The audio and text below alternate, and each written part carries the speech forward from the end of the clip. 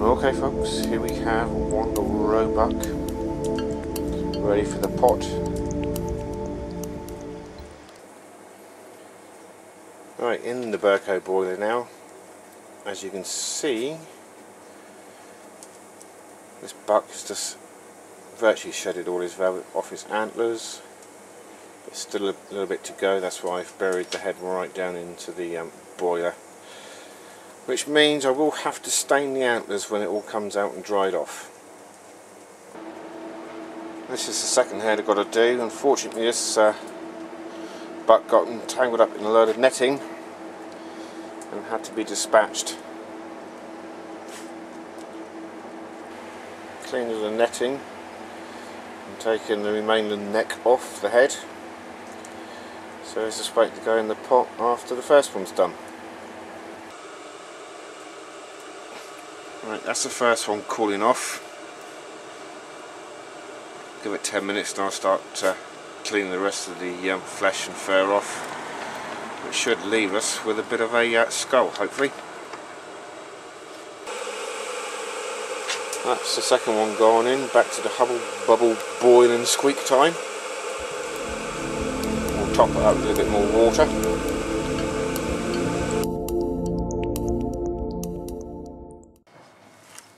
Right, this is the skull. After it's come out of the boiling, I've cleaned most of the flesh off and now I'm going to jet wash the remaining stuff off.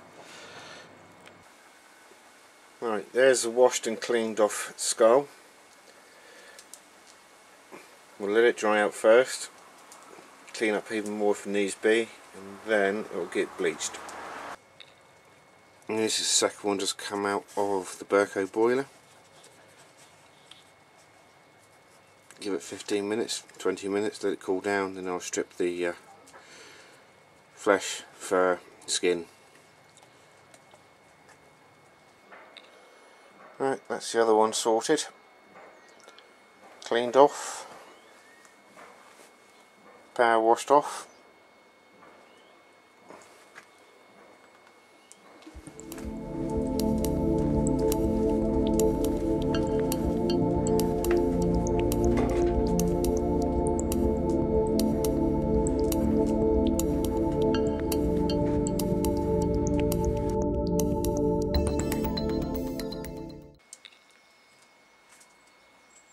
Right, next stage on doing the heads, the trophy shields. Going to bleach the skulls with this Reoxide 12% cream. It's a bleaching agent, which I believe is used down the hairdressers. This is the first skull we're going to do. I've liberally coated the skull with the bleaching agent, which you probably can't see from the filming, but that will stay on for a good half hour.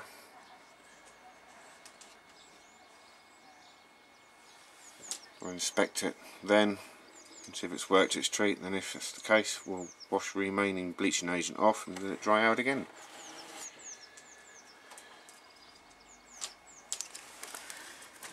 This is the next skull to be done. Right, that's both the heads now liberally coated with the Preoxide bleaching agent.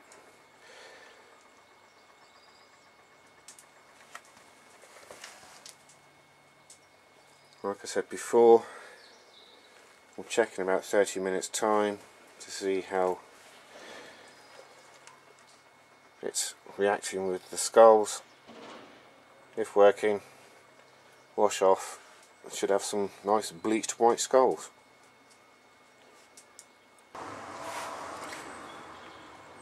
Right, these heads have probably had about 3/4 of an hour now, so I'll wash them off with just normal water. See how they come out like, and if they need a second coat, we'll see.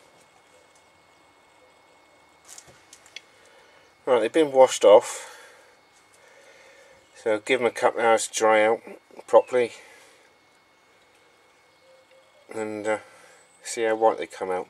Got a feeling that they may well want another coating of bleaching agent, especially the right hand one.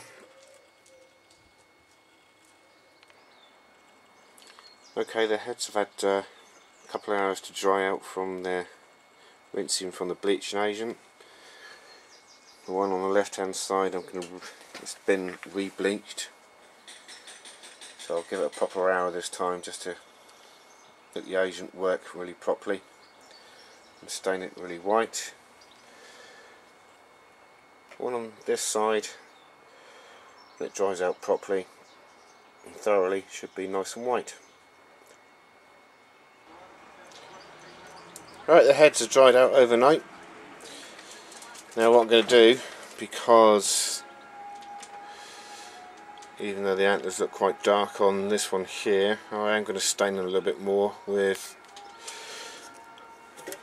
with this wood dye, which is American walnut, which I get good results from.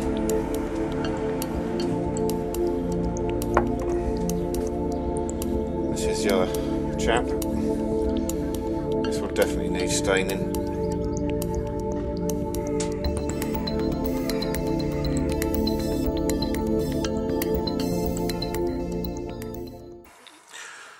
Hello there. Right, excuse the attire and the woolly hat. Garage closed, so right, one head, one little paintbrush, one pot of a little bit of wood dye dribbled in. So we'll start, this is where you've got to be very careful, we'll start at the top and work our way down, I think. So it's just literally, and see what happens, and it looks as though it's going to be okay. This antler was a little bit coloured up a little bit, but not enough really, and this dye will soak into the antler. It should come out with some contrasting colours.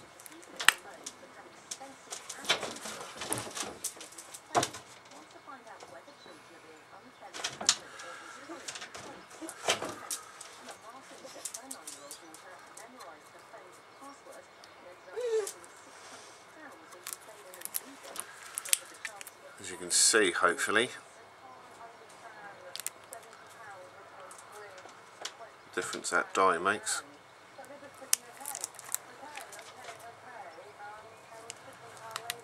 Not to make them too dark, which I don't want, just enough.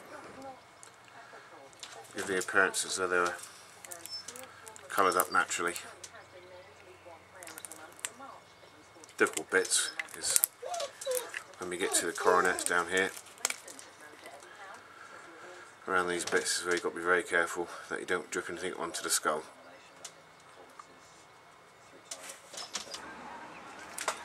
Right, it's one side of the head stained, one antler stained.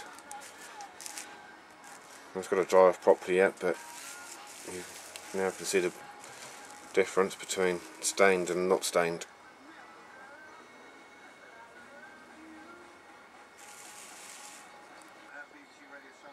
Right, that's the second set done. It may not look the most natural things in the world when it comes to staining, but I don't think you'll ever be able to get the correct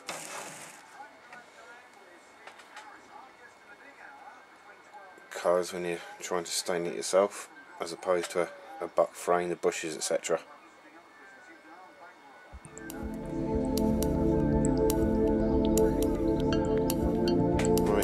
All that's needed now is for me to get some shields, cut the skulls, fix skulls to shields on the wall. Cheers.